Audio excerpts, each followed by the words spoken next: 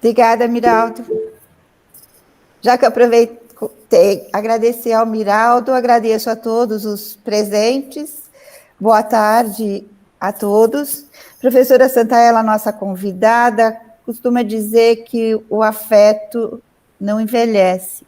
E é verdade, ele parece que toma proporções incorrigíveis, porque nós vamos ficando contaminadas pelo afeto, de modo a ficar do modo como eu estou, gaga, né, rouca e quase sem condição de falar. Então, é verdade, o afeto não envelhece, pelo contrário, eu acho que ele vem nos revisitar constantemente, mudando a significação das coisas em nossa vida.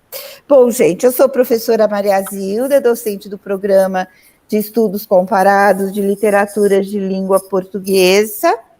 Sou coordenadora da área de Literatura Infantil e Juvenil da USP e estou me unindo aqui ao grupo de pesquisa para abrirmos o nosso 6º encontro internacional, né, de pesquisa, que, dentre as demandas da contemporaneidade, traz como reflexão estudos sobre autoria e imaginário. Esse ano a gente tem uma novidade, que é a parceria com o grupo de pesquisa Arte, Cultura e Imaginário, da Unisa, que daqui a pouquinho a professora Maria Auxiliadora falará sobre, e com a Universidade do Minho de Portugal, né, na figura do professor Sérgio, que hoje, infelizmente, teve uma emergência e não pôde estar conosco, né. Para nossa organização, nós pensamos, né, de começar com um vídeo, que é o nosso prelúdio, né? Já é tradicional em todos os nossos encontros do grupo, uma vinheta de entrada e apresentação do nosso grupo de pesquisa. Depois eu vou pedir a palavra para o professor Emerson, nosso coordenador do programa de pós-graduação, a quem eu agradeço imensamente a presença nesse momento tão importante para nós, né? E aí nós continuamos com a nossa pauta. Peço a Lígia que passe para nós a nossa vinheta de apresentação. Por favor, Lígia.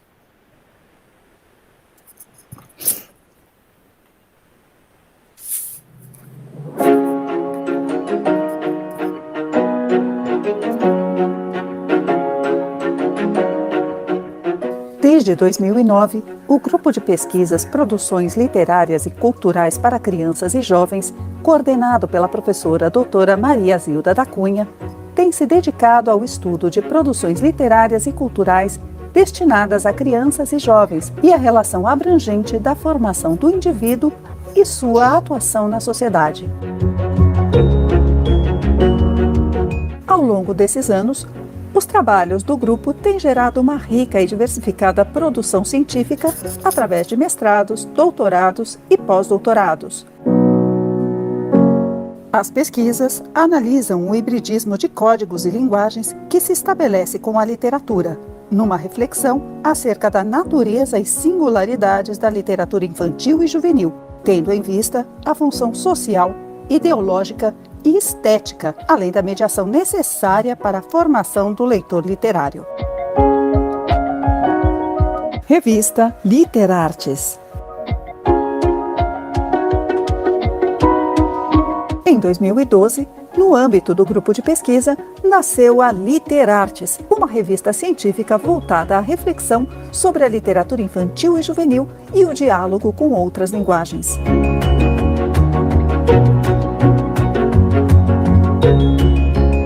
A organização e promoção de eventos nacionais e internacionais, como congressos, simpósios, colóquios e mostras, tem sido uma marca do grupo, que tem como principal objetivo reunir pesquisadores e estudantes para compartilhar saberes.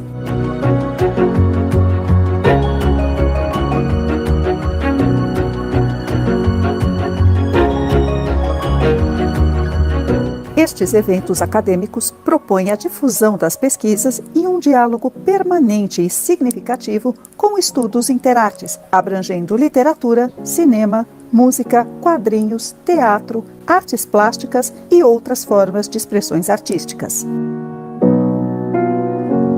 Além de artigos, comunicações e estudos publicados, os integrantes do grupo são reconhecidos no meio acadêmico pela autoria de obras pessoais relevantes, tanto da perspectiva acadêmica como literária. Com o distanciamento social imposto pela pandemia, em 2020 e 2021, o grupo deu continuidade às suas atividades na modalidade online.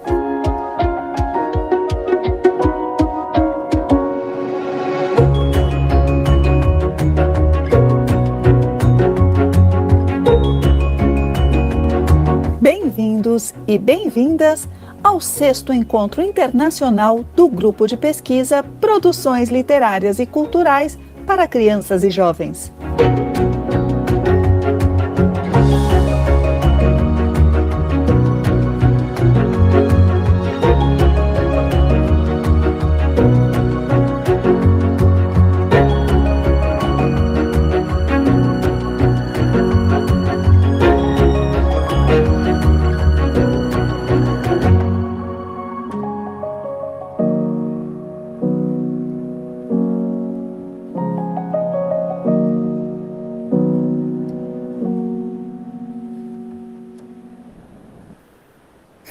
Pronto, depois da nossa tradicional vinheta, né? A cada encontro ela assume uma figuração nova. Nós pedimos ao professor Emerson que nos brinde com sua fala, nem que seja de boa tarde. Emerson, está travado? Oi, querido. Já estou destravado. Destravou. Agradeço muito a sua presença, viu? Eu quero começar dizendo...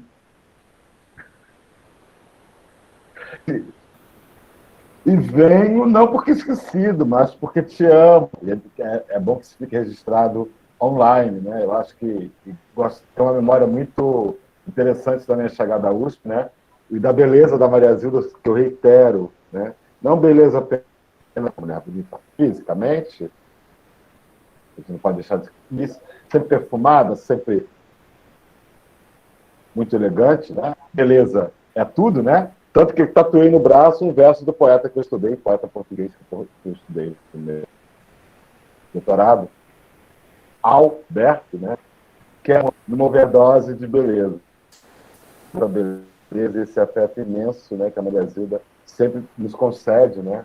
E aproveito para saudar os 12 anos de existência desse grupo de pesquisa, assim como a parceria entre as 3 universidades, né? A USP, a Universidade de São Paulo, a Unisa e a Universidade do Minho, na figura do Sérgio,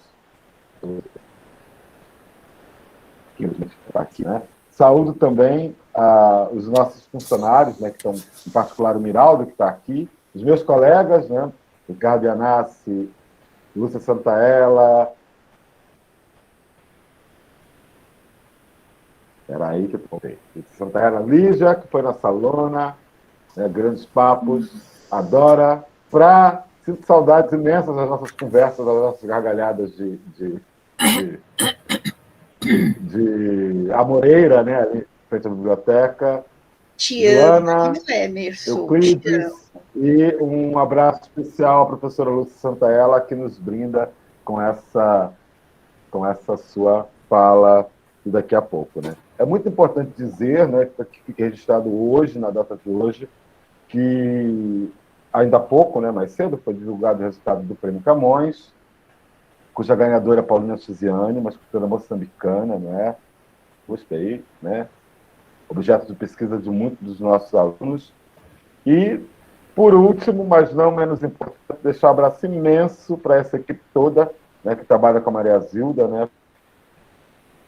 Dos nossos alunos de graduação e pós-graduação, em particular, nossos alunos do programa de estudos comparados, né?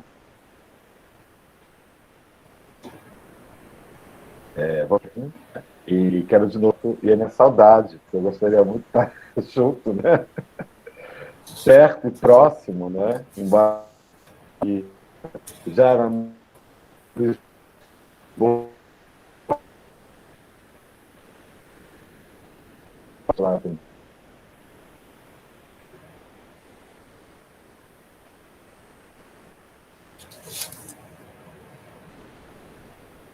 O professor Emerson está em Lisboa e está travando, professor Emerson, a sua transmissão.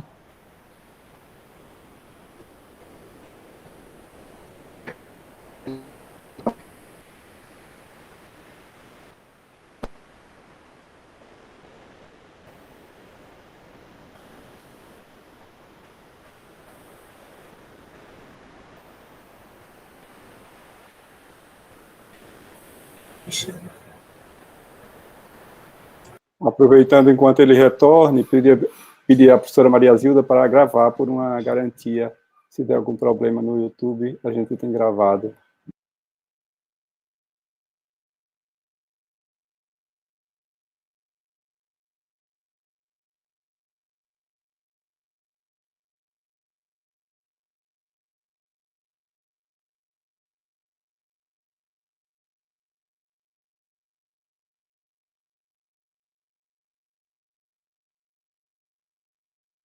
Doutora, o professor Emerson não consegue falar? Acho que você poderia entrar. Lígia. É?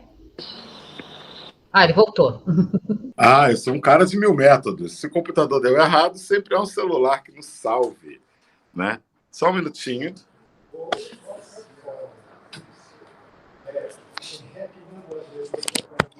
Vamos melhorar o áudio.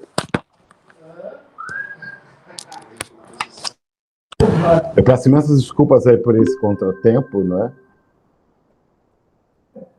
Alguém falou alguma coisa em inglês aí. Mas não sei exatamente em que lado eu parei, né? Em que momento eu parei da minha fala de saudação. E justamente fiz referência no meu longo e belo texto, que agora eu já esqueci, não? Ao fato de que Maria Zilda ainda há pouco falava de beleza, né? E falava de afeto, né? Quer dizer, ela falava de afeto. Eu falei de beleza. Né? E é muito importante sempre lembrar que a nossa relação, né, da área de estudos comparados, área de graduação, com a área de literatura infanto-juvenil, sempre foi uma relação de muito afeto, né? Porque partilhamos a mesma sala, antes ficávamos ali muito tempo, ríamos e conversávamos imensamente, né? Então, é uma relação de parcerias muito intensas, né? Saúdo os colegas da organização, né? Saúdo os nossos ex-alunos e ex-alunas que estão aqui, em particular Lígia Mena, não é? Colega de papo também, de conversas, de grandes conversas sempre, não é? Sempre muito produtivas, né? E saúdo também o nosso funcionário, né, Miraldo. Sinto saudades, né, de passar no lapel, pegar o controle remoto do ar refrigerado e ir para a minha sala lá da formação de professores, né, das disciplinas didático-pedagógicas, né, e dizer que esse encontro vai ser lindo, né, seria ainda mais lindo se pudéssemos fazê-lo ao vivo, né, em breve. Eu já sou um homem triplamente vacinado. Quem não tomou a terceira, tome logo. Quem puder tomar, claro e evidente, né? Inventei logo uma doença crônica. Quer dizer, escolhi uma dentre as várias. Fui lá, tomei a terceira dose. Tinha uma plaquinha no HC, terceira dose para quem quiser, eu tomei, né? Mal não há de fazer, né? Espero que todos possamos também, em breve, né, podemos celebrar um afeto intenso, né, que nos reúne, que nos aproxima. E deixo meu beijo especial a duas figuras, né? Uma aqui presente, que eu vou deixar por último, e para outra, né, uma grande, não chega a ser amiga, né, mas é uma boa parceira de cerveja, né, que é justamente a ganhadora do Prêmio Camões, a escritora moçambicana Paulina Chiziane. O resultado saiu agora à tarde, aqui em Portugal, né, e isso é lindo, né, para nós, porque é uma mulher preta, né, e uma grande escritora. E meu outro abraço fica para a professora Lúcia Santaella, né, companheira de viagem, das minhas viagens, pelo menos desde o Rio de Janeiro, quando eu era professor do curso de pedagogia, não é? E dava leitura, formação do leitor, para os meus alunos de lá. É um prazer imenso esse programa poder recebê-la. No mais, um beijo imenso para todos vocês, né? E deixo sempre o recadinho, que eu acho que é o maior recado que as literaturas de língua portuguesa deixaram para a gente, né? Os 2 versinhos primorosos e preciosíssimos do Oswald de Andrade, né? Amor, humor.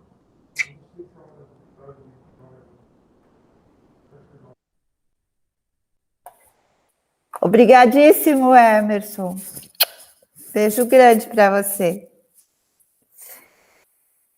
Dora, você pode falar um pouquinho do grupo que está em parceria conosco, por favor? Então, boa tarde a todos.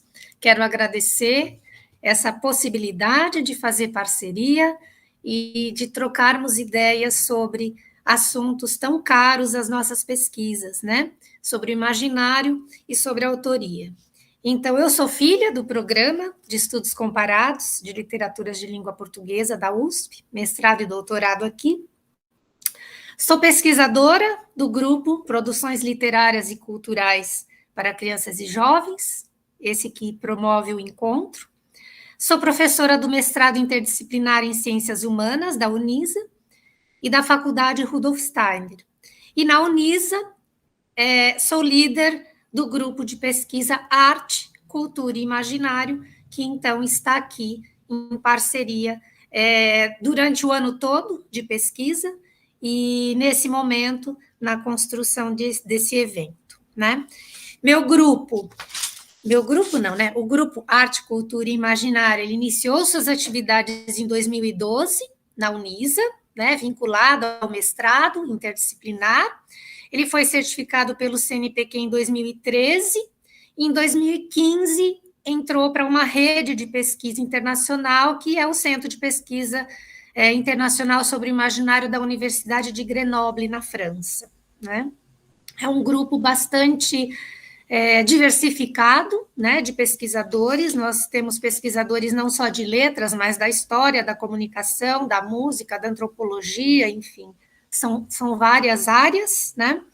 E o nosso grande objetivo é estudar os fenômenos culturais, sociais, históricos e artísticos, né, na perspectiva do imaginário, dentro da linha do Gilbert Durand, né, que vai compreender o imaginário como essa rede de imagens que compõe o capital pensado do Homo sapiens. Então, estamos aqui compartilhando esse movimento da pesquisa e esse momento da pesquisa com o grupo Produções Literárias e Culturais para Crianças e Jovens. Uma parceria estendida, porque eu já tenho uma parceria de escrita com a Maria Zilda desde 2004, né? Então, a gente está sempre em projetos partilhados. Agradeço mais essa oportunidade. Obrigada, Dora. Não só pelas suas palavras, como pela grande parceria que a gente tem tido em nossa vida, muito grande a parceria. E se seu grupo começa em 2012, o nosso, né, do qual você faz parte, já trilha há 12 anos um percurso e uma trilha que seguimos os passos da Lúcia Santaella, que mesmo sendo a primeira vez que ela está conosco, ela nos conduz há 12 anos enquanto grupo. Não há, e olha, eu trouxe aqui a Joana foi minha primeira aluna, a Joana é doutora já, né, fez mestrado, doutorado comigo, e o primeiro curso de pós que eu dei, ela estava lá. Então, ela foi a minha primeira aluna, né, do curso de pós-graduação. E o primeiro texto que eles leram foi o da Lúcia Santaella. Foi mesmo, Mara. Não foi? É isso. Então, há 12... É uma honra estar aqui. Isso há mais de 12 anos. Então, desde que eu estou na USP, a Santaella foi comigo para lá, né? E está lá com os meus orientandos e com os meus pós-doutorandos e pós-doutorados, com o nosso grupo de pesquisa. Então, são 12 anos que nós investigamos, procurando seguir o faro, né, da verdade, pelo faro do qual somos dotados, né, segundo o Percy. E que eu não poderia deixar de repetir uma coisa que eu disse uma vez: eu sou infinitamente grata a Santa Ela por me apresentar a Percy e a ela própria, né? Porque foram ensinamentos que mudaram a minha forma de apreender e inteligir o mundo. Isso é muito, muito, muito importante para qualquer pessoa, e não é só para mim.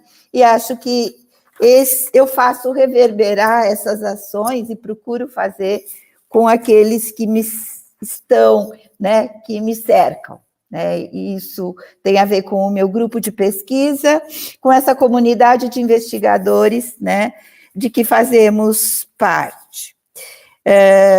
Eu trouxe um texto, Santa Ela, do livro de 1992, Cultura das Mídias, quando você fala, olha aquele primeiro azulzinho, né?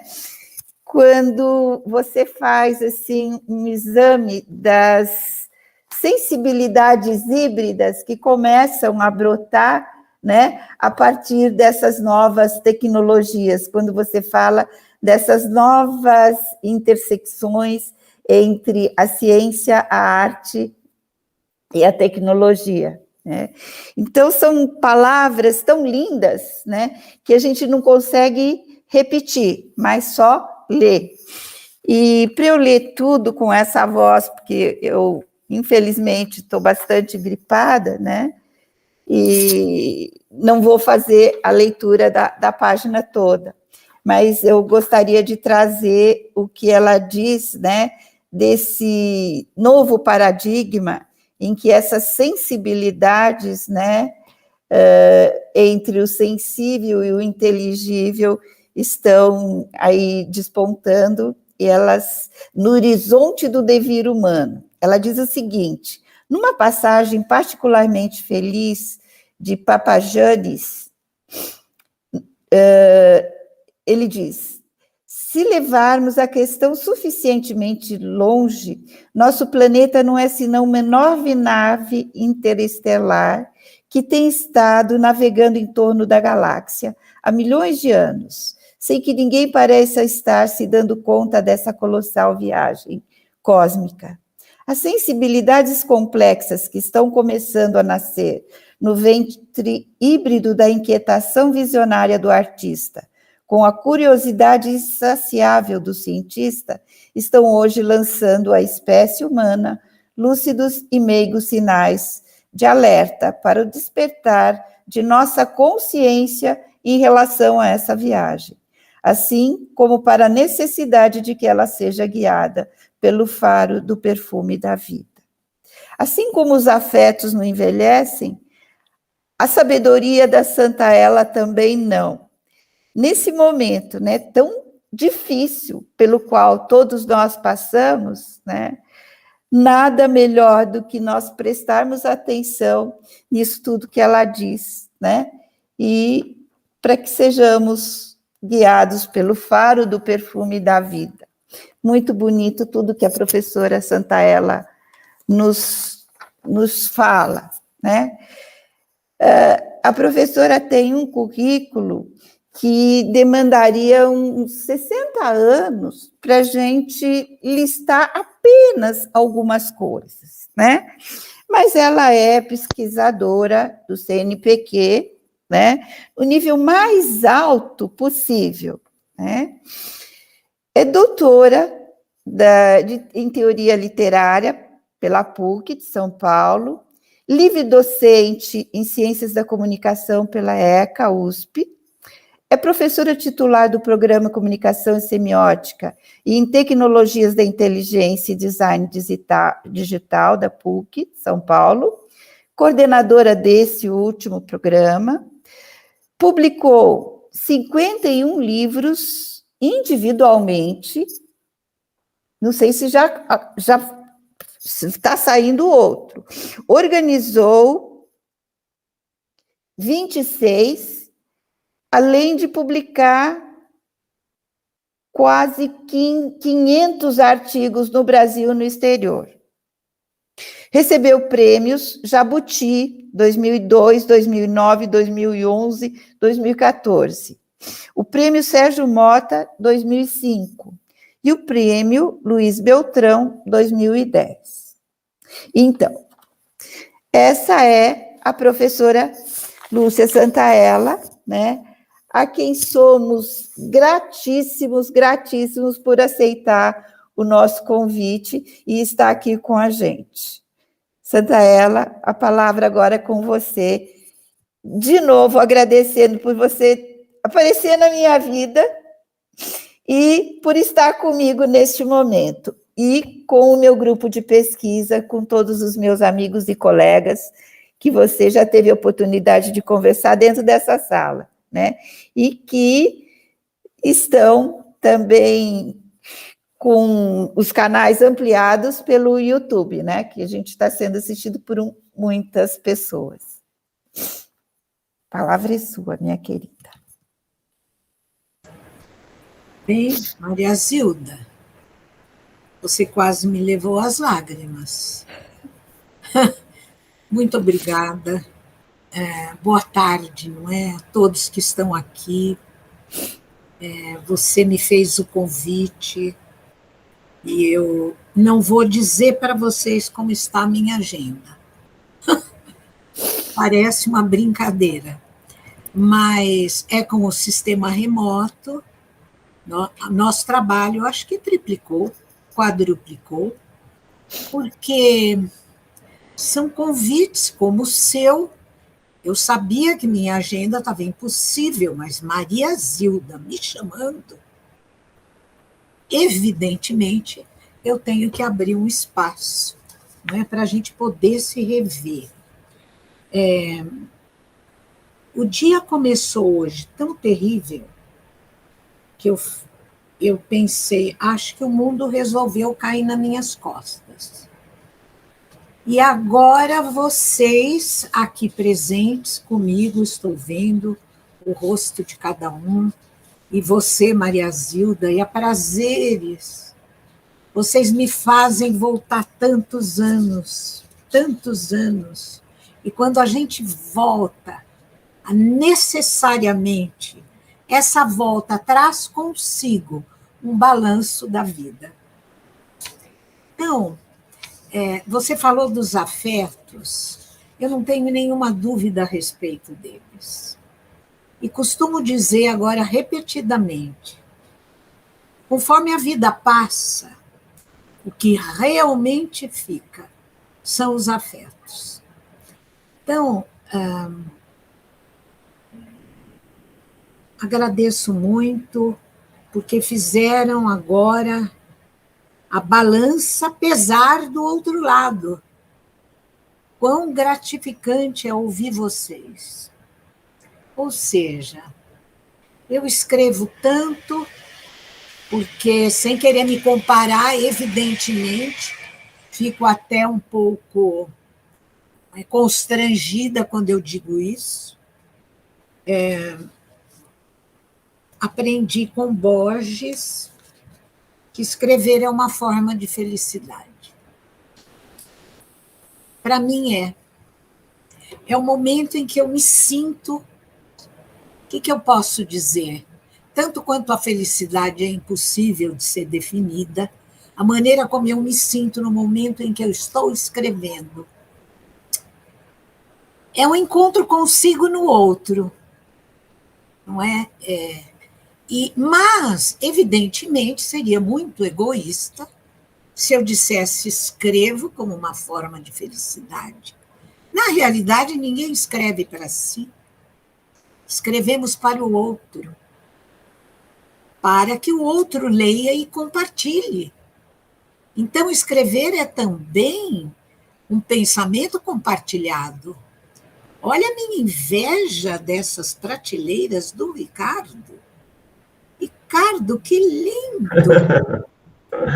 porque, não é? Que são os livros, nossos companheiros.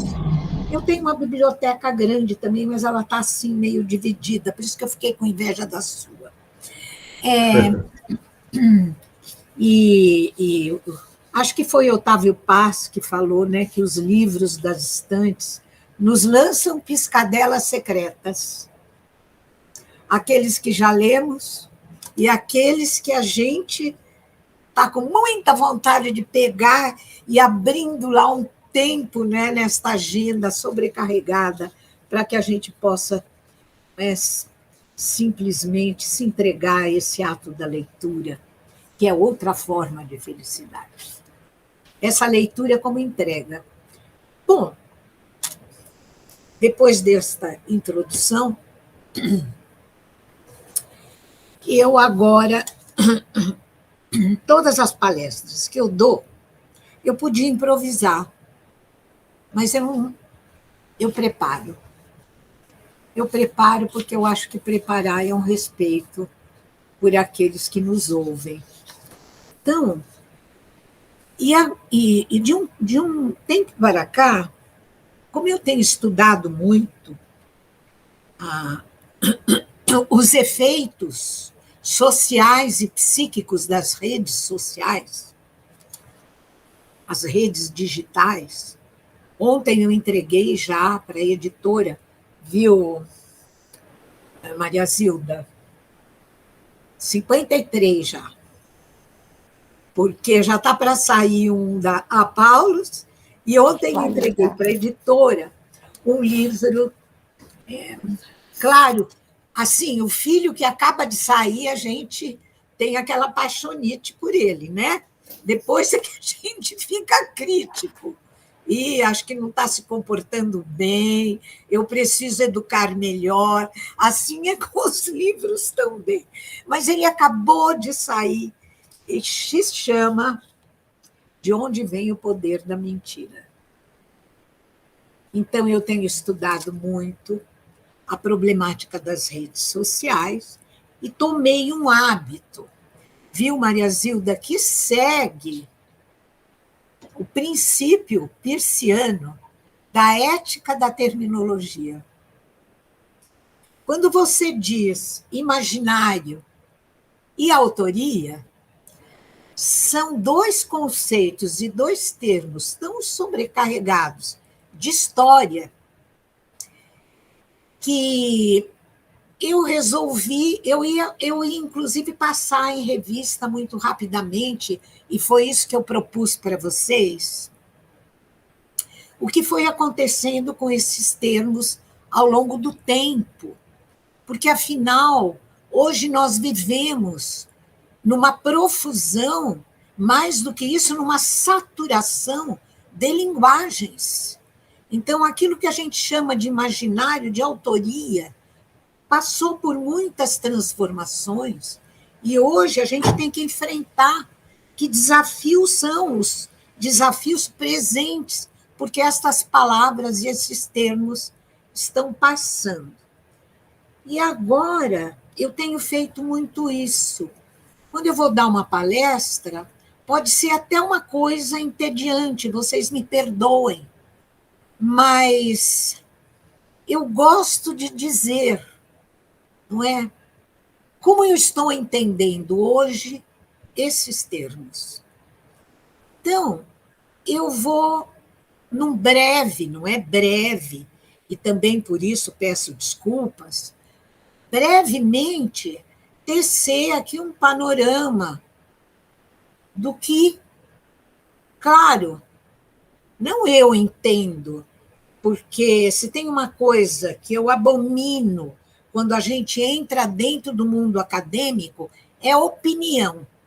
Inclusive, os alunos, às vezes, ficam um pouco irritados comigo, porque eu digo para eles, aqui não é lugar para opinião. Você guarde a opinião para lá, quando você for encontrar os amigos, não é ao redor de uma mesa, bebendo, aí a gente tem opinião. Dentro do mundo acadêmico, nós não temos opinião. Nós temos um conhecimento que a gente adquire, que é sempre um conhecimento no meio do caminho, não é? Porque o conhecimento ele é infinito, felizmente. Né?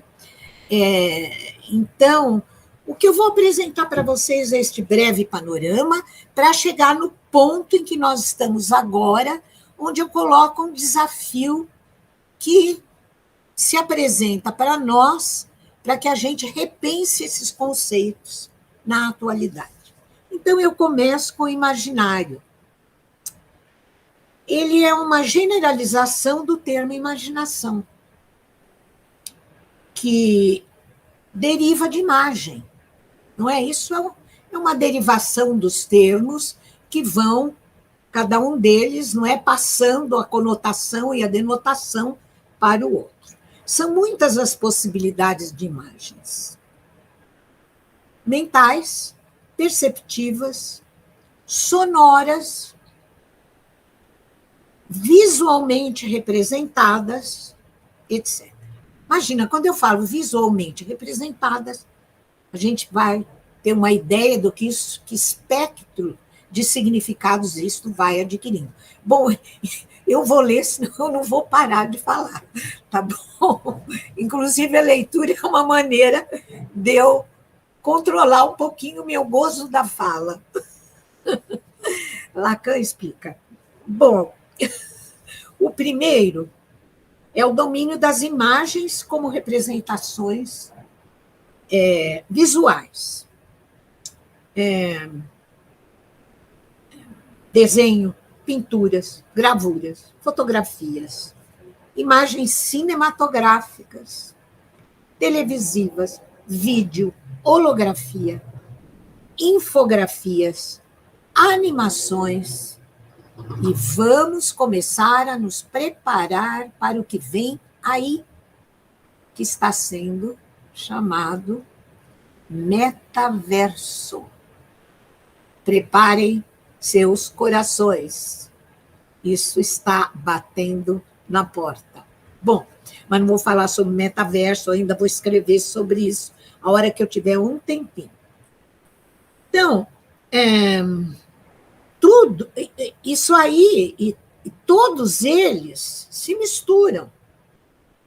Então, imagens nesse sentido são objetos materiais, signos produzidos pelo ser humano que se apresentam visualmente. O segundo é o domínio das imagens na nossa mente. Todo o processo de criação, ele procede, não é? A Maria Alzida sabe muito bem, do dom, nosso dom humano da abdução. Então, nesse domínio, imagens aparecem como visões, fantasias, imaginações, sonhos, esquemas, modelos. Ambos os domínios se entrecruzam. Muitas representações visuais são geradas de imagens na mente daqueles que as produziram. De outro lado, pode-se dizer que, de alguma forma, as imagens mentais sempre mantêm algum vínculo forte ou fraco com as imagens perceptivas, especialmente com as imagens visualmente representadas. Então, o mundo da imagem hoje é de uma complexidade. Bom, embora tenha uma ligação com a palavra imagem, o termo imaginário está sempre mais atado ao domínio das imagens mentais. Ou seja, é assim que o conceito de imaginário aparece nas teorias dos autores que mais se notabilizaram sobre o assunto. Quais eu? Vou falar de alguns deles, um deles já foi citado. Eu vou acender aqui uma luz, porque está um pouco escuro. Minuto.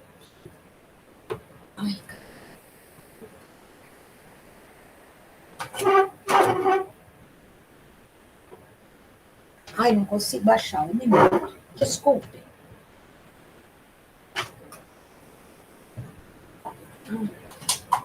Pronto, estava mais perto. Nossa, muita luz. Pronto, melhorou. Desculpa, gente.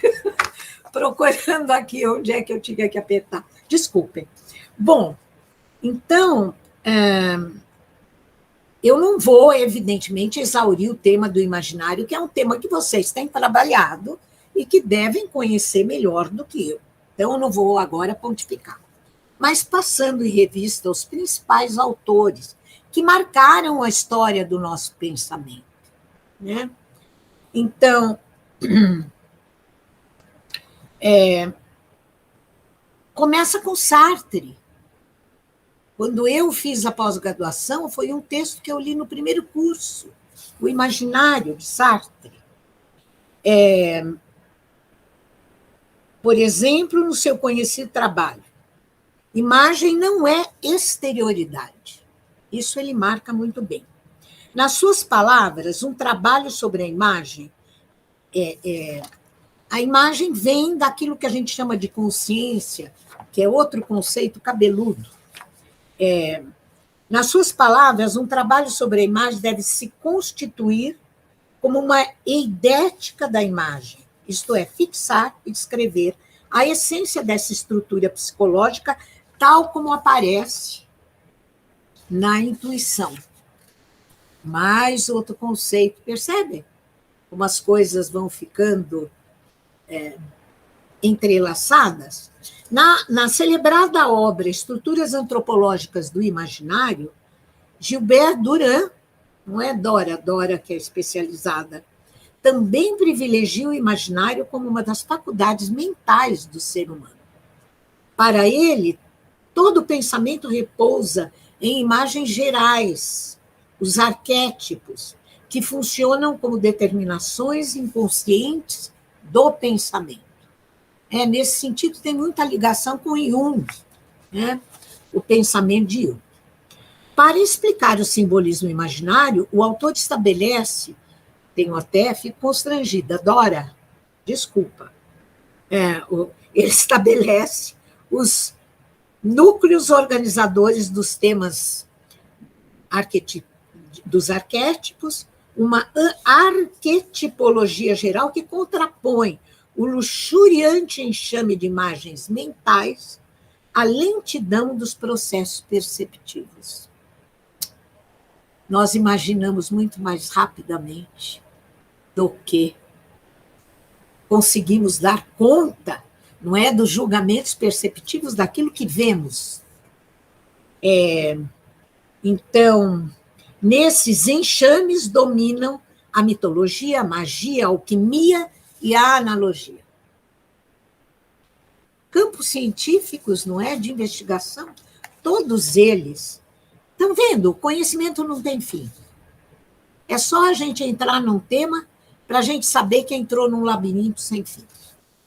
Outro autor que se notabilizou pela construção de uma teoria do imaginário social no campo da sociologia foi Cornelius Castoriadis. Para ele, o imaginário é a chave para se pensar os fenômenos coletivos. As sociedades se caracterizam como um conjunto de significações sociais imaginárias que se corporificam em instituições nas quais essas significações ganham vida externa. Mas o aspecto sociológico, né? Como se pode ver, existe uma tendência marcada de se considerar o imaginário como uma faculdade que provém do interior do espírito humano. Isso se constitui em um ponto em comum. Hoje que os animais estão sendo muito estudados, vem uma pergunta na nossa cabeça. E, aliás, essa pergunta está sendo feita pelos estudiosos. Será que os animais têm consciência? Eu tenho certeza que o cachorrinho tem. Quem tem um cachorrinho não duvida. Mas será que eles têm imaginário? Dizem que eles sonham. Então, não estamos assim tão sós, não é? No mundo, naquilo que a gente julga que é só nós. Bom, o que se constitui num ponto comum entre todos os pesquisadores que eu visitei é que a imaginação ela é interior. Ela vem do interior. O mesmo se repete em Bachelard e até certo ponto em Freud e Lacan, nos quais as fantasias e as ilusões imaginárias ocupam lugar de destaque. Para ficarmos por aqui, há autores notáveis, sem negar ou colocar em discussão a natureza da imaginação como uma faculdade que brota das potencialidades mentais do ser humano. Eu quero colocar uma questão. Eu me pergunto, o que vem acontecendo com o que chamávamos e concebíamos como imaginário, a partir do final do século XIX, especialmente depois da invenção da fotografia, do cinema, da televisão, e agora disso que está sendo chamado de streaming. Que serviço nos prestou na pandemia, não é? Por exemplo, uma pessoa cinéfila como eu, que sofrimento não poder ir no cinema.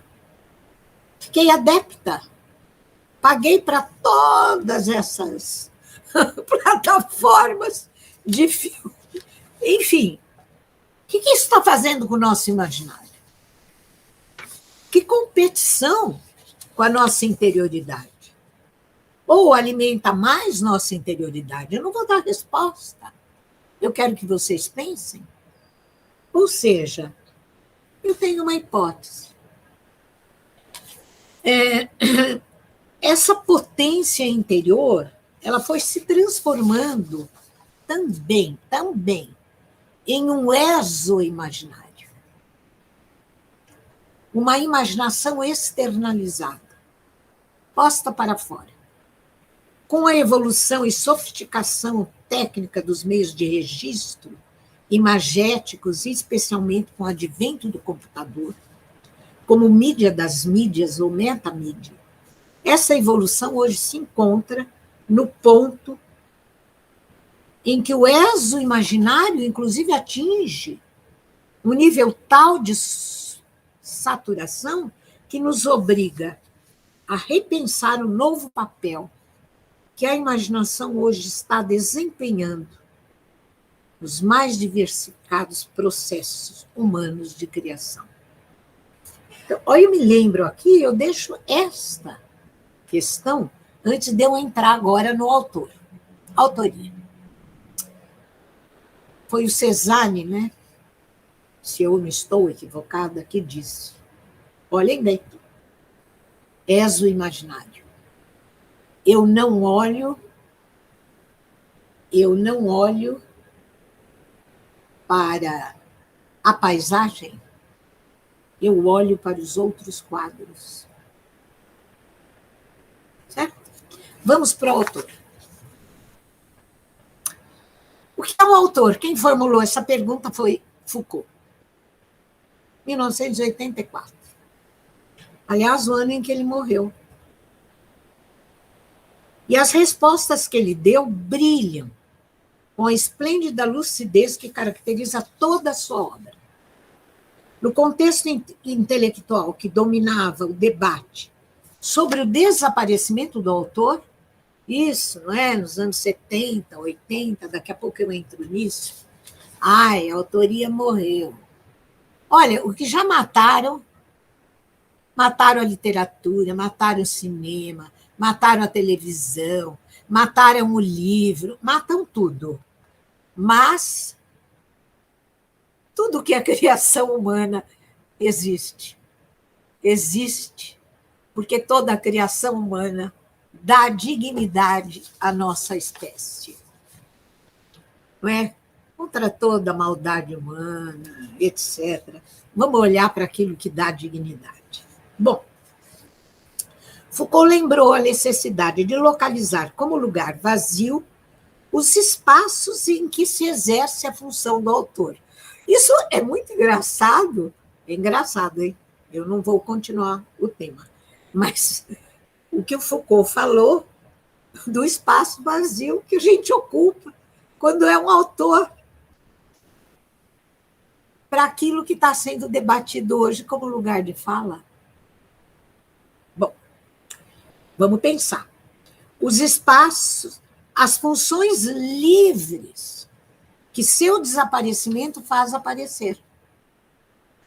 Para ele, a noção de autor, não é aspas, constitui um momento forte de individuação na história das ideias, dos conhecimentos das literaturas, também na história da filosofia e das ciências. Quando se faz a história de um conceito ou de um gênero literário, ou de um tipo de filosofia, essas unidades constituem-se em escansões relativamente débeis, secundárias e sobrepostas a uma unidade primeira sólida e fundamental, que é a obra, que é a do autor e da obra. Fechei Foucault. Então, volto para as minhas palavras.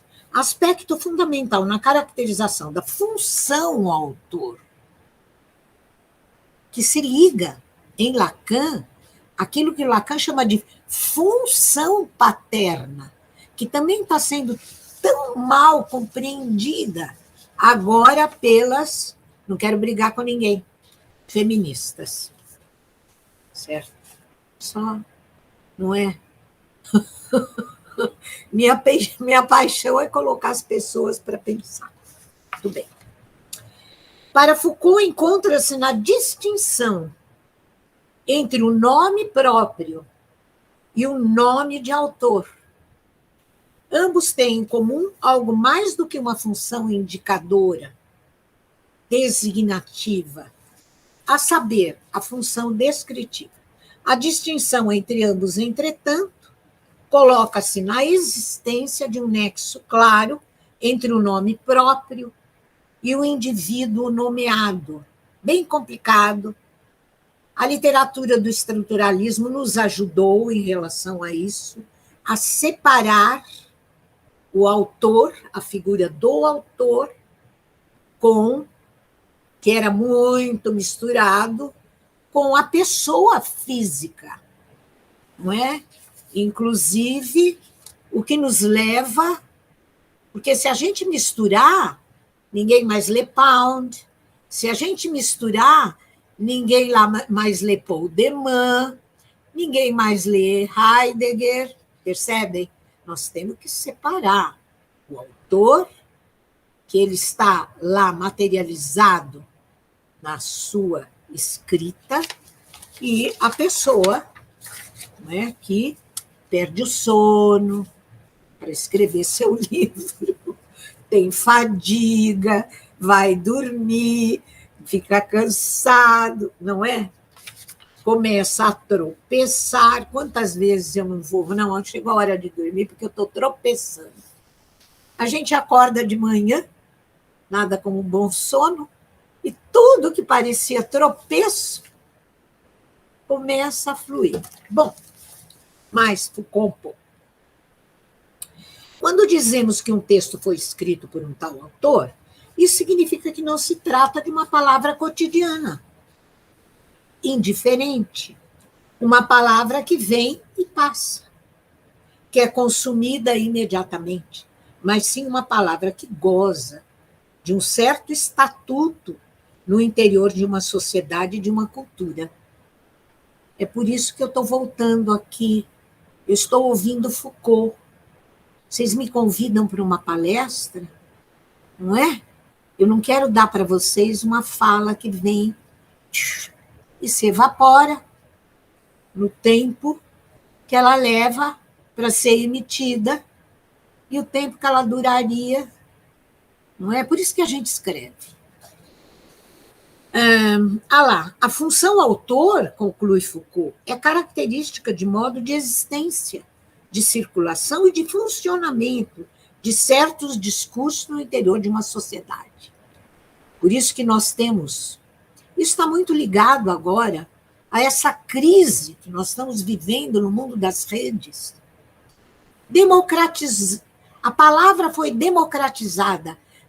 Cada um fala o que quer. E quanta bobagem. Ninguém se responsabiliza pelo que fala. Essa foi a grande lição de Foucault. Não é? Nós temos que ter responsabilidade pela fala que nós emitimos. E a responsabilidade tem um peso tal que, se você não a assume, realmente você sai falando o que lhe dá na telha. E vem mentira, quase mentira, não é? Vem lixo que não acaba mais, que dá um trabalho danado para a gente ficar separando, não é, o joio do trigo, porque as pessoas não se responsabilizam pelo que dizem. Primeira lição de Foucault. Primeira. Por isso que eu falei, na academia não existe opinião. Aqui é responsabilidade pelo que fala. Olha, eu li isso no autor. Vamos discutir? O outro diz não, mas o outro autor diz outra coisa. E nisso nasce o debate. Esse é o mundo da academia. Inclusive, olha, eu estou saindo do texto, estou aqui. Inclusive, você indicar a fonte, que é uma tarefa, não é, que parece mera formalidade, não é. Outro dia eu peguei um livro, comecei a ler a primeira página, ele fala uma frase de Charcot, diz que Zizek tirou de Charcot, peguei minha biblioteca inteira que eu tenho do Zizek, achei? Não achei. Eu falei, por que essa criatura não me indicou o caminho das pedras? Certo? Eu queria ir lá, na fonte. Será que eu vou ter que ler o Charcot inteirinho para saber onde que está aquela frase? Entenderam? Essa é a nossa tarefa de escritor.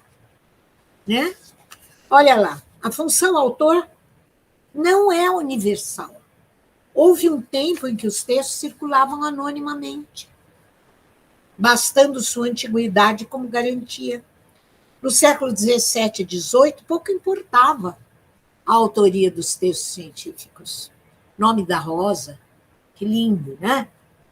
Que lindo, se matava e se morria, porque não tinha autor. Então, bom, bastando a eles pertencer a um conjunto sistemático para ter valor. O nome do inventor servia, no máximo, para batizar um teorema, um fato notável, uma proposição. Já os discursos literários só eram recebidos se fossem dotados da função autor. De onde vem? Quem o escreveu? Quando? Em que circunstâncias? A partir de qual projeto? Tudo isso que a gente cobra hoje dos nossos orientandos. Né? O anonimato literário tornou-se, desde então, insuportável. Se o nome do autor está em falta, é preciso rastreá-lo. Semiótica, né? Do índice. Outra característica da função autor é que ela não se cria espontaneamente. Não basta se atribuir no discurso ao indivíduo. Essa função resulta de uma construção que projeta em termos sempre mais ou menos psicologizantes o tratamento dado aos textos, os traços estabelecidos como pertinentes, as continuidades admitidas e as exclusões praticadas. Então, por exemplo, isso é tarefa dos especialistas quando se debruçam, às vezes uma vida inteira, sobre a obra de um autor. Vai seguindo o ciclo evolutivo. Eu comecei a estudar Peirce em 1971, Lacan em 73, e digo para vocês, não sei tudo, porque saber tudo é impossível. Bom, Como é bem lembrado por Foucault, a análise que ele deu ao tema da autoria, nas suas palavras, injustificadamente limitada, por sua restrição ao universo do discurso, quando a função autor é também uma realidade evidentemente presente na pintura, na música, nas técnicas, etc. Imagine se o Foucault tivesse vivido até hoje, 2021. Ele não conheceu tudo. E o que nós hoje temos o privilégio de conhecer, porque quanto mais linguagens o ser humano cria, claro que fica mais complexo, mais enredado, mas isso enriquece a espécie humana. Não fosse, não é, a pulsão de morte que atrapalha em tudo.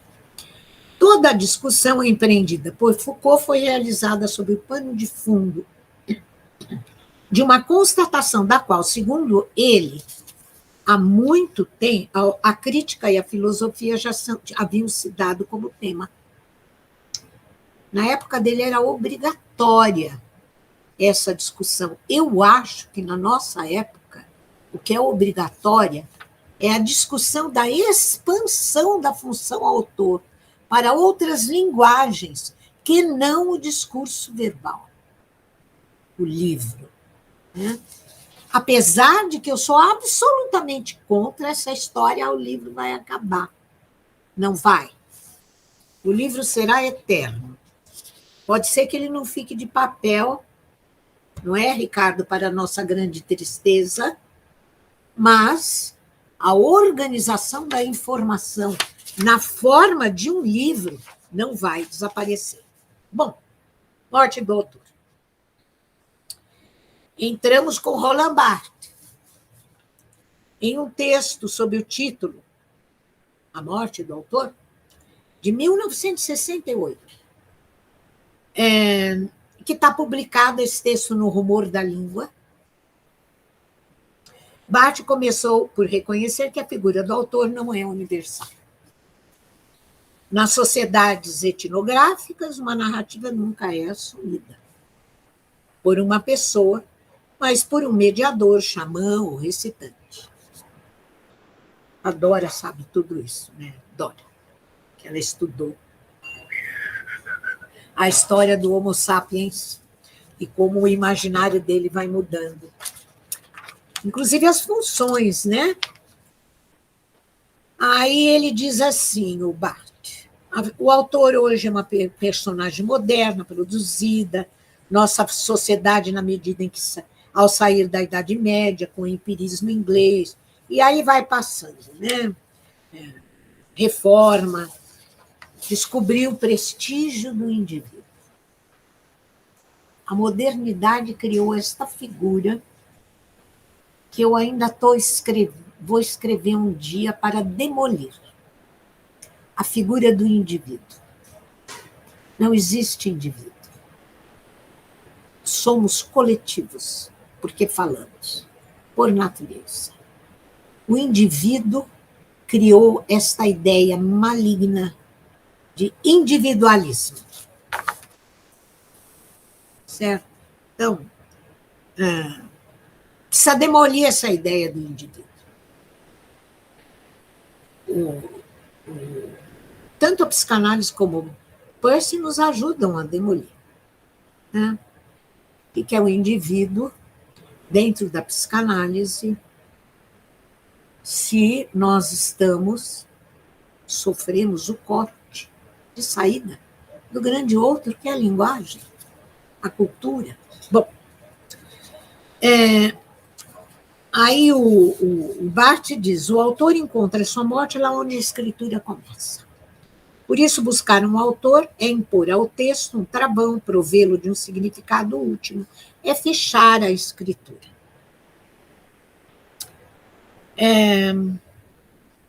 Bem, eu acho que esse texto do Barthes é bastante datado. A gente, claro que não pode ignorar, mas nós temos que reler esse texto dele à luz das transformações de décadas, pelas quais, inclusive, não estamos mais nesse ambiente, né, da morte do autor. Aliás, aquilo que nós chamávamos de autor só foi se multiplicando. Autoria coletiva nos games, autoria coletiva no cinema. Bem,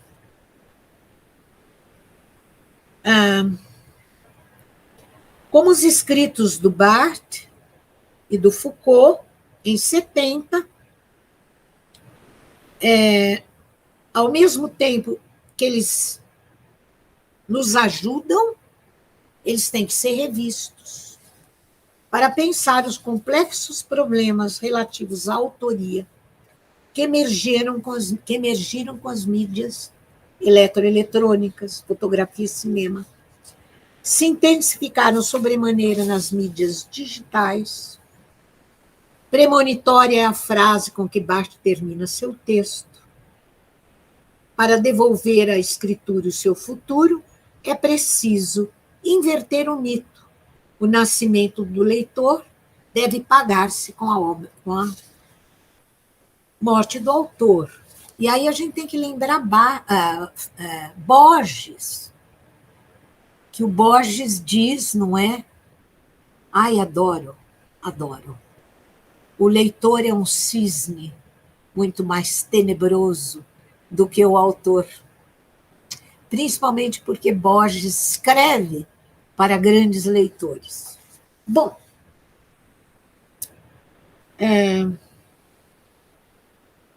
eu queria agora dizer o seguinte.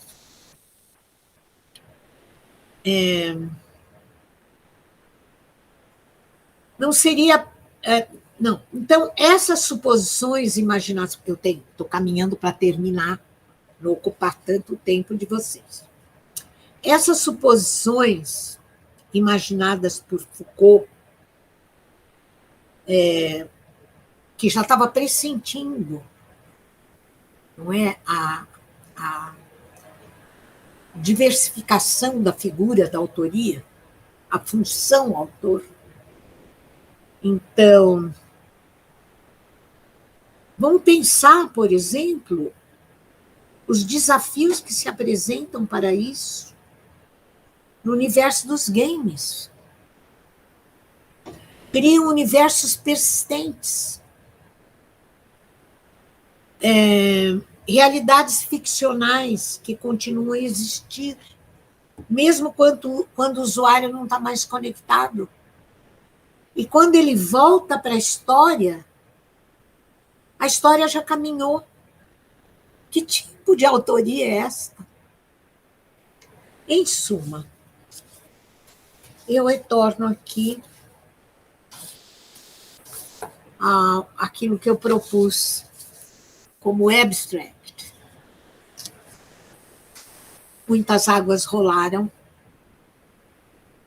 não é, da autoria, quando ela se limita à autoria, que é um tipo fundamental de autoria. Tudo começou aí, na autoria do texto, na autoria das canções provençais. Né? Hoje se busca o rastro dessas autorias. Mas o que aconteceu depois da Revolução Eletromecânica? Era da reprodutibilidade técnica. Então, a Revolução eletroeletrônica, rádio, televisão, por exemplo, o rádio na Alemanha, ele desenvolve uma espécie de arte. É lindo, que infelizmente não se desenvolveu no Brasil. O rádio como arte. Programas autorais. Bem, e aí com a revolução digital, que é aquilo que eu chamo de cultura das mídias, dos gadgets, e agora com a revolução digital e sua evolução vertiginosa, que está colocando nós, que nos julgamos pensadores, no olho do furacão. Muito obrigada. Que pena, você já parou. Que maravilha. Muito obrigada.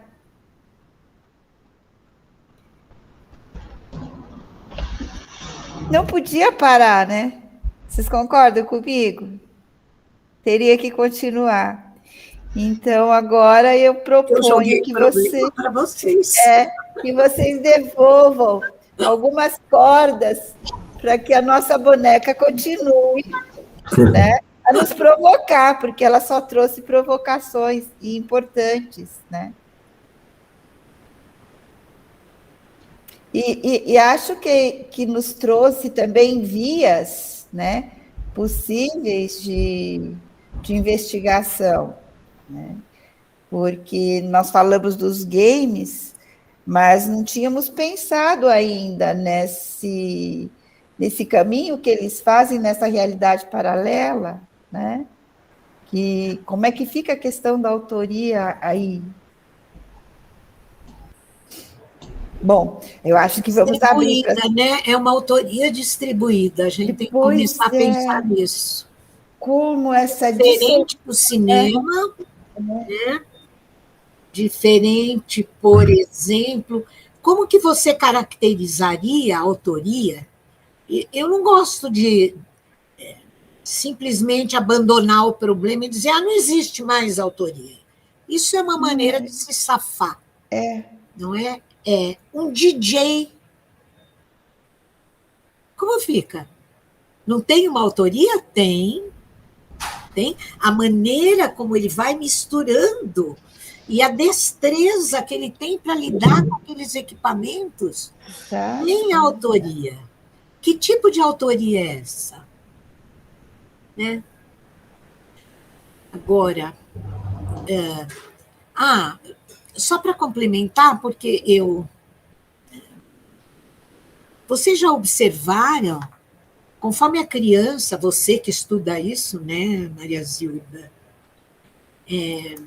conforme eles vão avançando na leitura de livros, não é?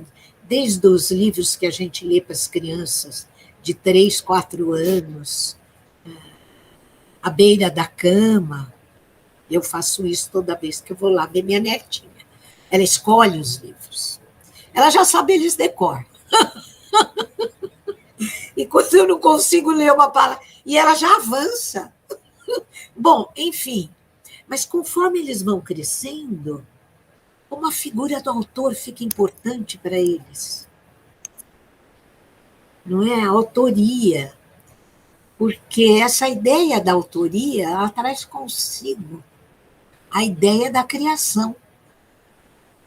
A pessoa é capaz de criar. Estou aqui disponível.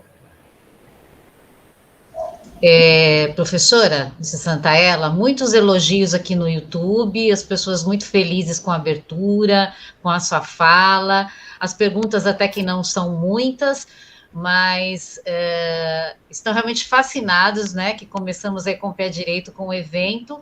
E eu tenho uma questão aqui, a Juliana Pádua está perguntando, né? Nos seus livros, você apresenta perfis de leitores, contemplativo, movente, imersivo e ubíquo. Com o advento das tecnologias cada vez mais interativas, podemos pensar em perfis autorais?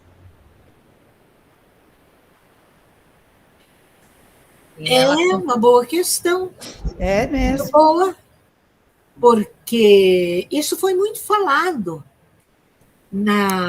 há uns 10 anos atrás, ou 8, que com o processo da interatividade, mas eu vou localizar essa pergunta na passagem de 8 anos atrás, inclusive escrevi sobre isso, para hoje.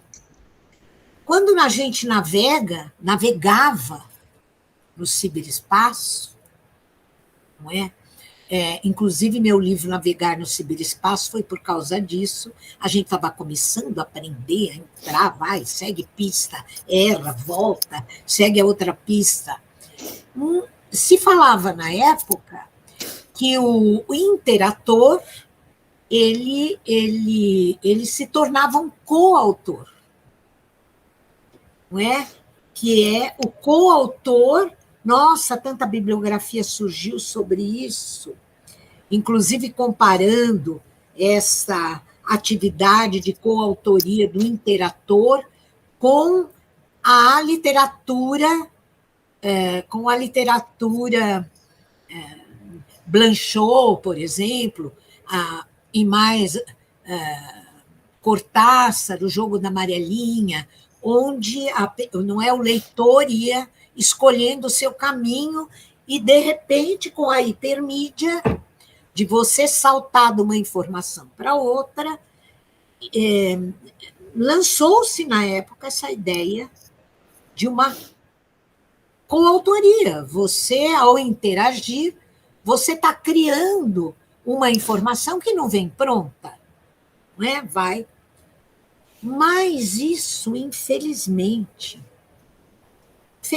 meu livro não envelheceu, né? Porque eu não fiquei no ocasional e subi para um nível mais teórico, conceitual, dos tipos de leitores. Hoje, nós vivemos no mundo dos aplicativos. A gente não navega mais, clica num aplicativo. Por exemplo, o Google, os browsers se tornaram tão poderosos que você põe lá uma tag e já vem, não é as respostas. Então, a gente pouco navega. Aquele leitor imersivo, sim, claro, é imersivo. A hora que eu entro aqui, eu viro um leitor imersivo, porque toda a nossa atenção mental, ela entra dentro, não é, deste mundo que, olha que lindo, o Luciano Floridi, que é um pesquisador inglês, um dos mais badalados hoje, na atualidade, ele disse que nós não vivemos mais in off, nós vivemos in life. Então, a gente tem que repensar essa ideia que foi ventilada de uma coautoria. De certa forma, as plataformas hoje e os aplicativos estão roubando de nós essa coautoria na navegação, facilitando demais, né? Professora, a Juliana, que fez a questão, ela falou que a questão dela tem 3 partes, então ela continua. Então, vamos Nos livros, tem a parte 2 e a parte 3. Nos livros aplicativo, por exemplo, temos várias instâncias de autoria: programador, ilustrador, designer, ilustrador, né? E o leitor, nas obras interativas, também seria uma instância de autoria? Claro. Ela está falando do livro aí, né? Eu mencionei as redes. Obrigada. É outro aspecto que eu não toquei. Tudo que está aqui hoje é fruto de coautoria. Desde que começou esse mundo digital, eu não vivo mais sem meus orientandos e meus alunos, que são meus colaboradores. Ai, por favor, você faz um flyer para mim? Eu não sei fazer flyer. Não é? Agora eu tenho que fazer um trabalho e eu pensei, bom, quem que eu vou chamar? Porque eu precisava saber desenhar, não é? Eu só lido com Word, eu escrevo. Então, tudo que é do mundo, aquilo que começou no cinema, hoje está elevado à última potência. Né? Então, Por exemplo, hoje os projetos e os modelos de inteligência artificial, eles são altamente colaborativos, não é? Então, de fato, a gente está entrando numa era de transformação daquilo que a gente chamava de interdisciplinaridade. Eu resolvi até dar o nome de pandisciplinaridade, porque o mundo digital não nos deixa mais funcionar sozinho. Então, você tem razão. Um livro interativo, ele envolve muitas competências. Nós somos incompletos. Ninguém é capaz de tudo. Inclusive, tem explicações neurológicas. Na neurociência, você é bom numa coisa, é ruim na outra. Pode observar, certo? Só fazer uma autoanálise, que a gente... Não a autoanálise né, da psicanálise, mas autoanálise, assim, no que eu sou boa mesmo? Isso é uma conquista. Porque tem coisa que a gente é ruim para danar. Não é? Então, agora, tá bom, eu concordo. Por exemplo, um livro interativo hoje, ele é uma realização que o Cortázar pressentiu no Jogo da Amarelinha. É uma realização. Assim, no seu nível mais multimediático. Sim, tem uma coautoria, sim. Por que eu citei Borges no final? O que é esse cisne tenebroso que salta de uma informação para outra? E os livros interativos hoje... Ora, vamos falar uma coisa? Quando você entra numa, sei lá, está lá escrito 5 minutos de leitura. 5 minutos de leitura se você seguir o texto do começo ao fim. Mas se você for parando nos azuizinhos lá, não são 5 minutos. Quem está construindo esse texto? É o leitor. Então, a gente não pode separar a autoria da arte da leitura. Né? Terceira parte. Qual é a pergunta? Lígia.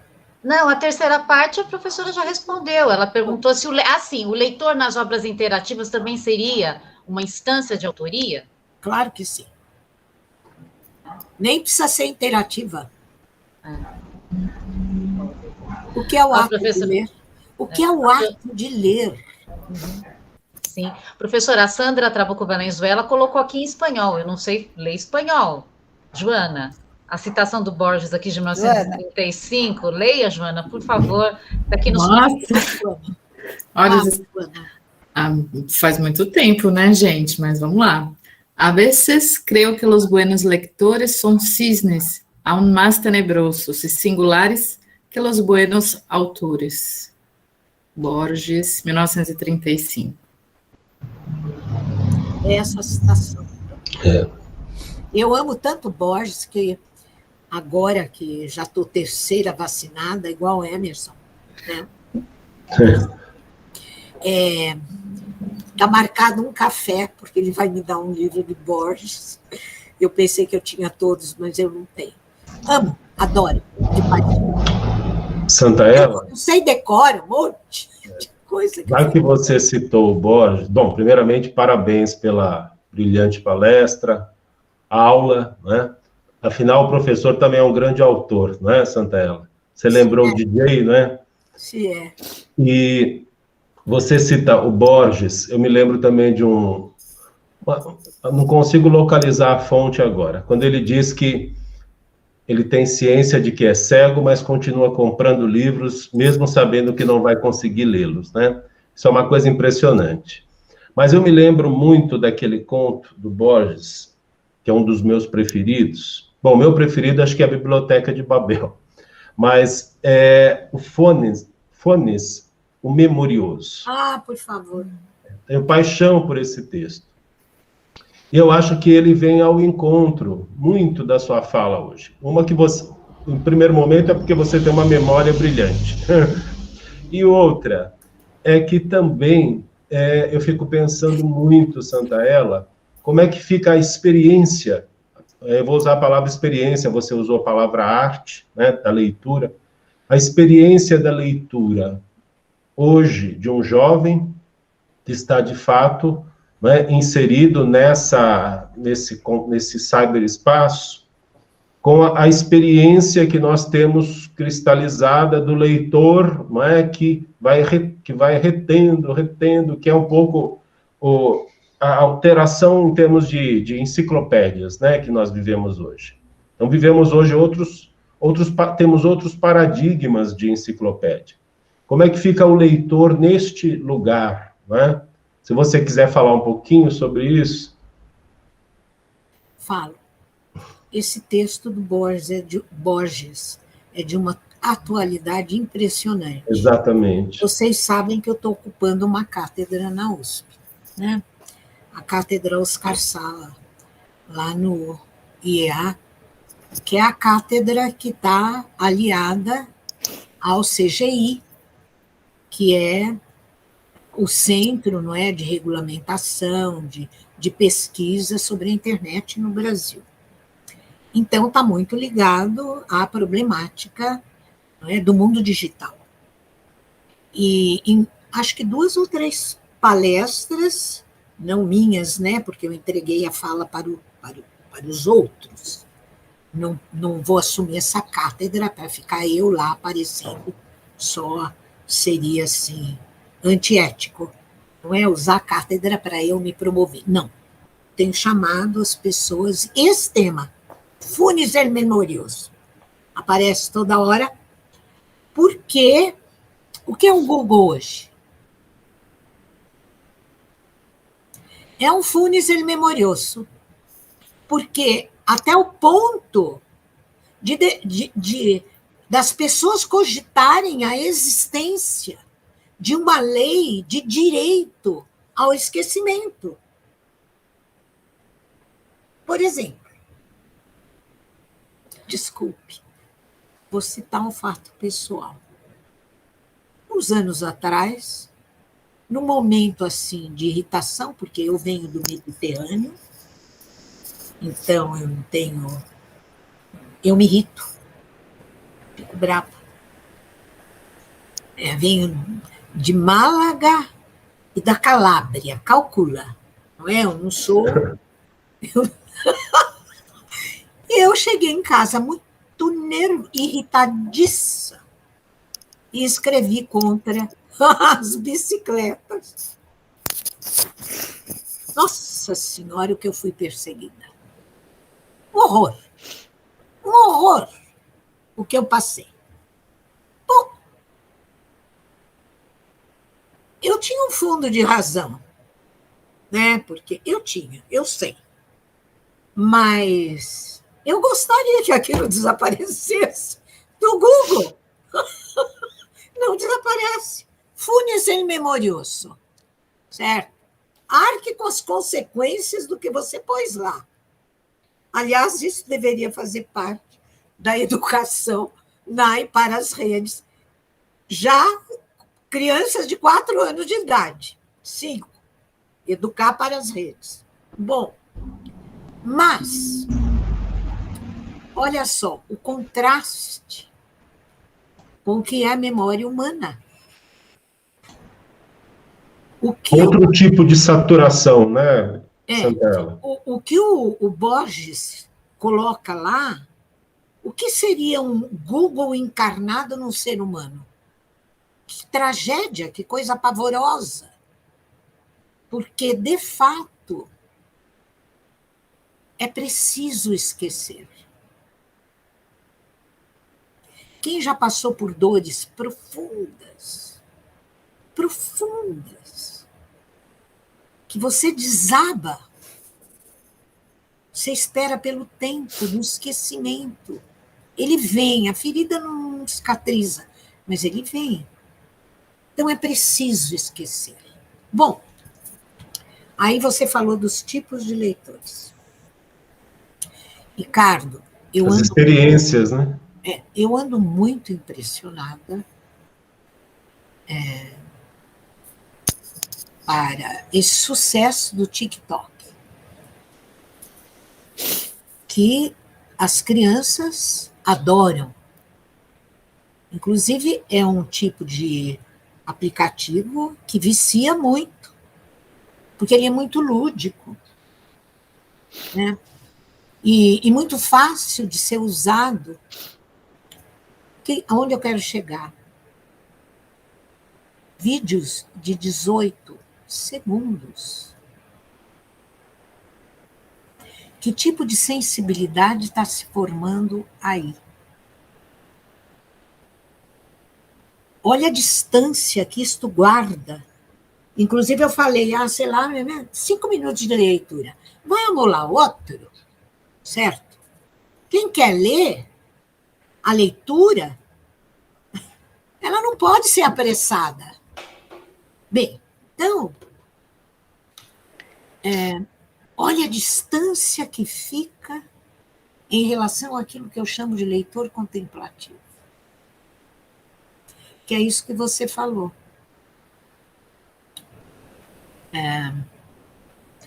O que acontece com o leitor contemplativo? Para mim, é o perfil cognitivo que interessa. Não estou falando de tipo de leitor, não. O que acontece aqui? O que acontece no corpo inteiro? Foi isso que me levou a escrever o livro Navegar no Ciberespaço. Esse leitor contemplativo não pode morrer. Porque essas leituras que a gente faz na rede somem da memória com uma velocidade, a mesma velocidade do tempo que você leva para ler. No dia seguinte, você não sabe. Fica uma vaga lembrança do que você leu. E o que acontece no livro? Pode ser um livro digital. Não é isso que eu estou me referindo. Estou me referindo ao tipo de experiência cognitiva que a pessoa tem quando ela senta sossegada, certo? A primeira página, vocês já repararam? Uma primeira e segunda página a gente ainda não entrou, e de repente a gente entra. Cortázar chama de pacto.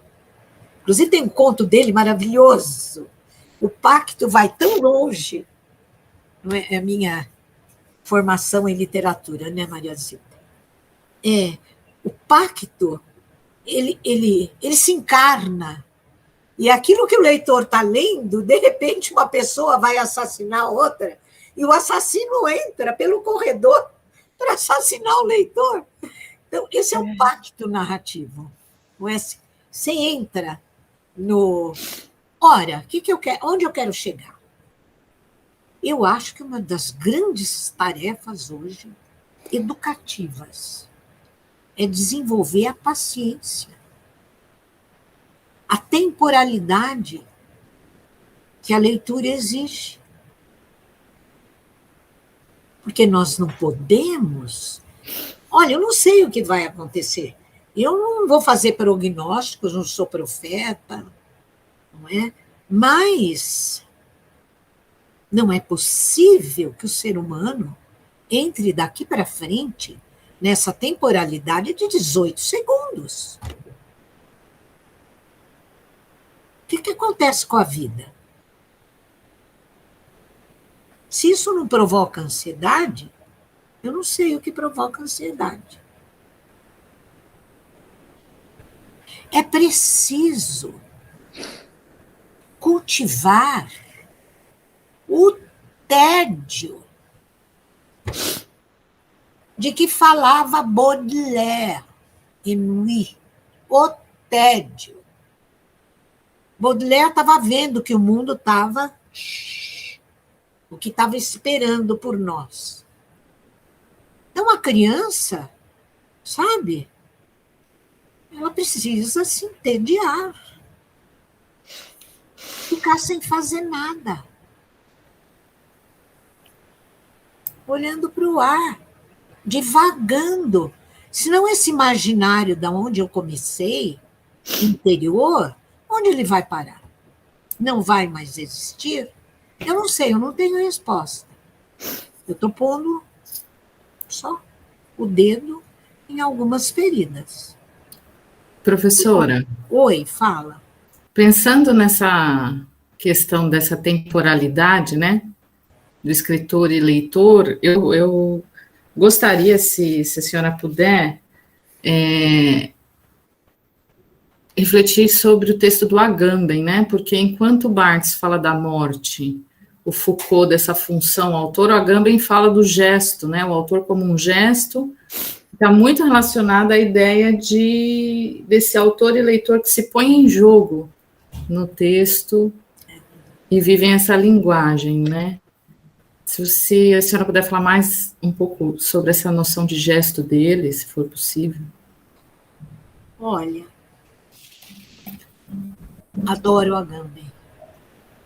Tanto é que ele foi criticado agora durante a pandemia, e eu no Facebook saí em defesa dele. Porque ele criticou, não é, o governo italiano, que começou, não é, um processo de controle. E ele escreveu algumas coisas. E aqui pessoas que criticar Agamben precisa estar à altura do Agamben. Desculpe, certo? É igual gente que fala, não, eu vou corrigir Kant. Seja Hegel para corrigir Kant, certo? Eu vou corrigir Hegel. Seja Marx para corrigir Hegel. Sabe, vai dormir, certo? Pondere sobre sua ignorância. Então, fiquei bem irritada. Eu fiquei irritada. Sabe, a pessoa precisa saber onde ela está. Onde ela está. Leu o Agamben inteiro? Não, não leu. Nem eu li inteiro, embora eu tenha uma estante ali enorme. Li um pouco, escrevi sobre Agamben nesse meu livro, Temas e Dilemas do Pós-Digital. Dediquei um capítulo a ele. O que eu vou te dizer? Não sou especialista em Agamben. Que a gente só é especialista quando o autor entrou inteirinho na nossa corrente sanguínea. Ou seja, que eu falo para os meus alunos, não ouse citar um autor se você não leu 30% da obra dele. Depois você está autorizado a falar daquele autor. O problema é que eu vejo professores fazerem isso. Que exemplo eles dão para os alunos? Que formação eles estão dando de pesquisador? Pesquisa leva tempo. Bom, adoro o Agamben. Porque, para ele, a nova política é esse gesto que você está falando. Essa é uma nova política. O gesto poético.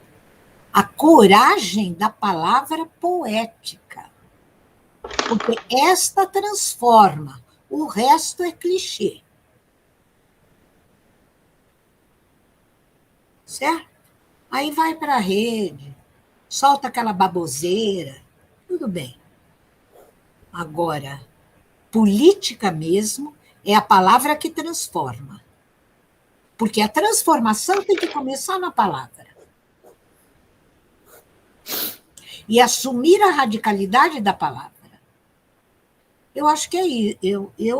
Que eu mais gosto em Agamben é o que ele chama do gesto, não é? Do leitor e do autor. Porque o leitor, isso que eu estou falando do gesto político da palavra, o leitor tem que estar à altura desse gesto. Senão ele fica lá, se derramando nas imagens do Instagram e seguindo, não é, esses influenciadores, que, aliás, ganham um dinheiro inacreditável. Professora, Fala. poderia fazer mais uma perguntinha aqui, por favor? Desculpa, Lígia, nós temos a Elizabeth Guimarães, que fez uma pergunta, e o Paulo Sérgio. São essas que você vai pôr? Obrigada. Elizabeth Guimarães foi minha aluna. Olha, o Paulo César Ribeiro Filho, ele diz assim: a professora tem notícia se as mudanças no perfil do autor-leitor têm sido estudadas em paralelo com as ciências biológicas? Alterações na própria configuração física e psíquica do homem? Tem notícias? Que coincidência. Sabe por quê?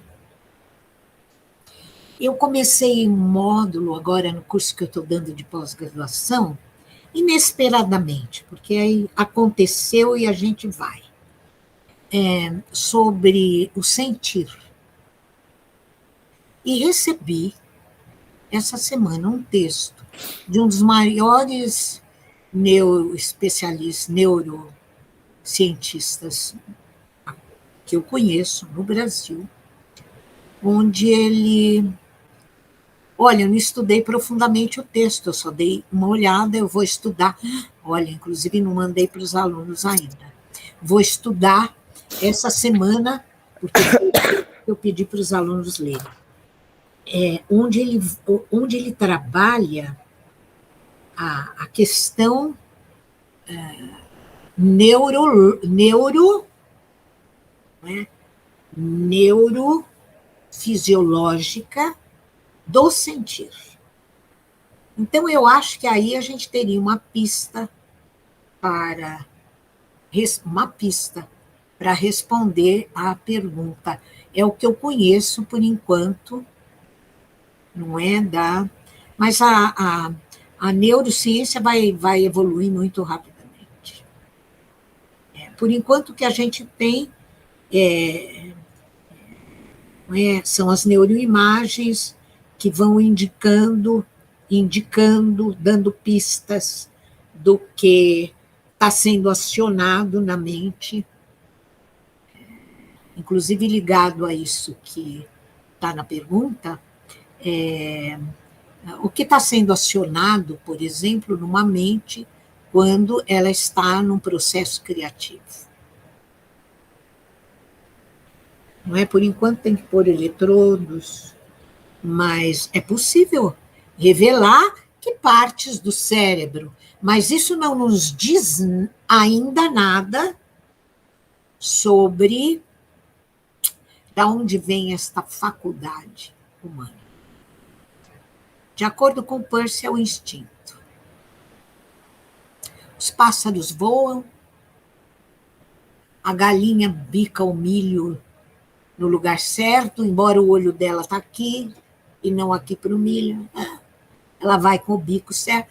Por que que nós vamos negar ao ser humano a capacidade de adivinhar os desígnios da natureza por meio da criação? Somos seres criativos.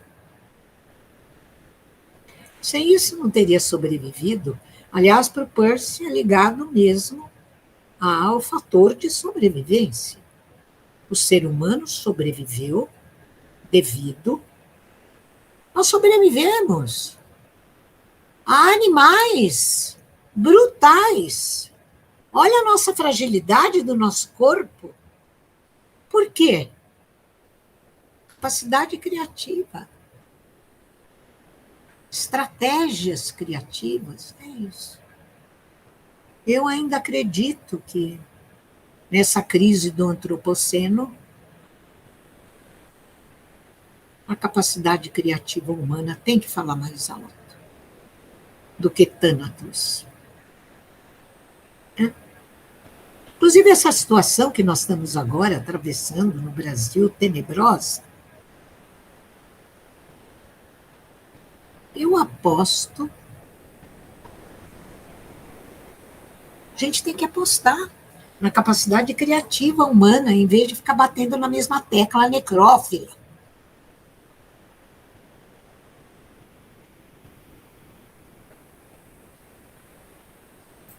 Professora, a pergunta da Elizabeth, né? Elizabeth Guimarães. Oi, minha aluna, Elizabeth, como vai?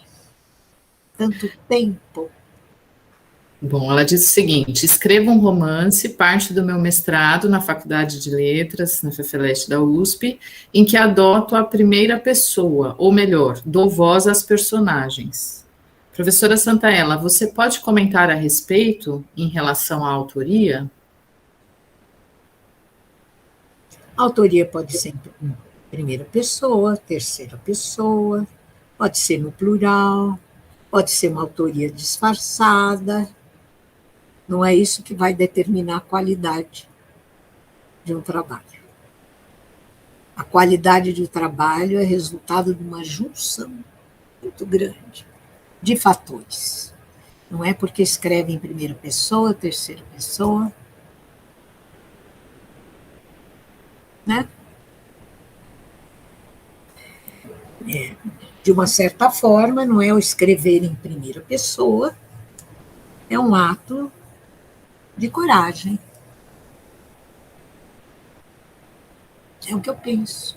Aliás, escrever é um ato de coragem. Em qualquer pessoa. Porque, vamos falar o que é verdade?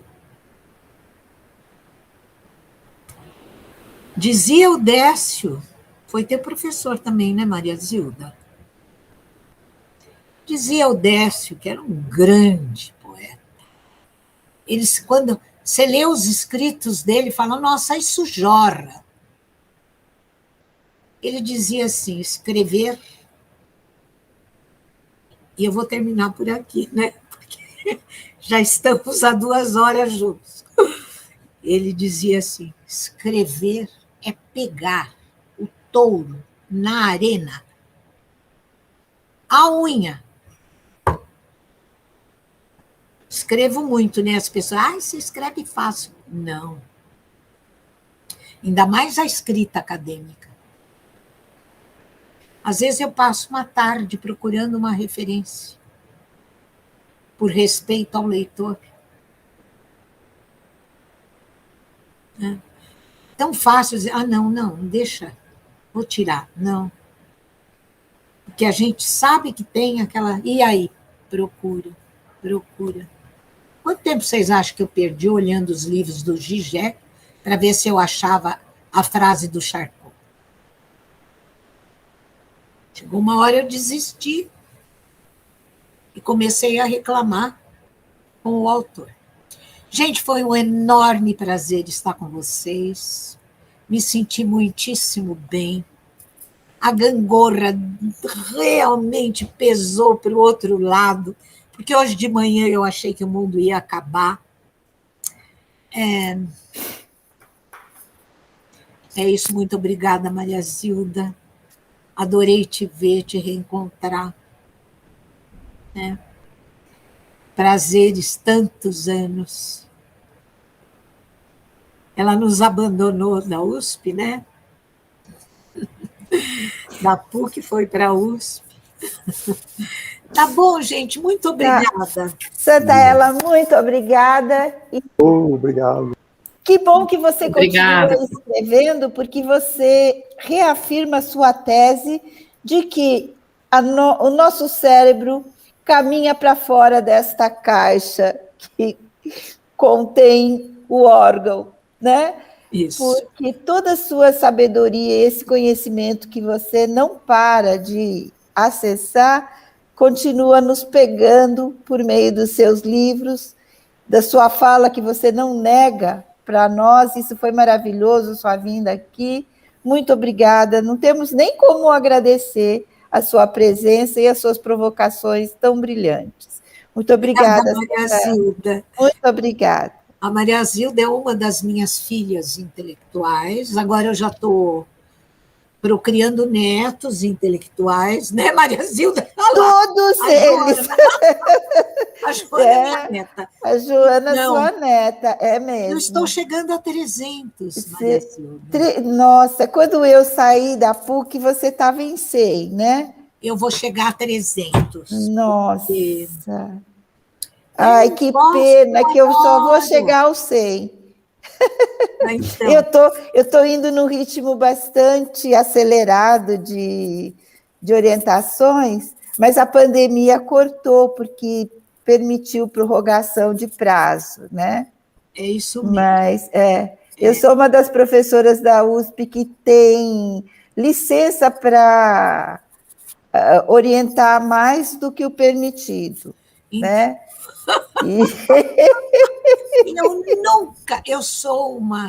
Eu pratico a desobediência civil. Vem para mim e fala, quantos orientandos? Eu falei, quem falou? Quem falou quantos orientandos eu posso? Pois é, eu sou assim Porque também. eu oriento até dormindo. Eu viajo, eu penso nos trabalhos dos... Eu aprendo com eles. Aprendo com eles. Eu aprendo com eles. Então, uma vez lá na CAPES, lá veio aquele diretor de avaliação que acho que nunca orientou nenhuma tese. Tem que ter 8 orientandos. Daí, só falam bobagem. Aí ele vira e fala assim, mas tem exceções. Eu levantei a mão e falei, me candidato à exceção. Pois é. Na Alemanha, quanto mais orientando o professor tem, é porque ele é mais reconhecido. E as pessoas querem ir com ele. Por quê? Quando uma pessoa tem um cabedal para oferecer, o que uma pessoa levaria 1, 2 horas para orientar, o outro orienta em 10 minutos. Porque tem uma certa previsibilidade dos problemas que vão ser encontrados, do caminho que não está correto. Tudo isso é experiência. Agora, você vai jogar a experiência fora porque tem que ter um número X, aí você, que tem uma experiência acumulada de décadas, é colocada no mesmo patamar de uma pessoa que está começando. Vai ser ridículo. Eu não sou diplomata, eu sou uma guerrilheira. Eu pratico a guerrilha acadêmica. Muito obrigada. Um beijo. Um beijo. Tchau.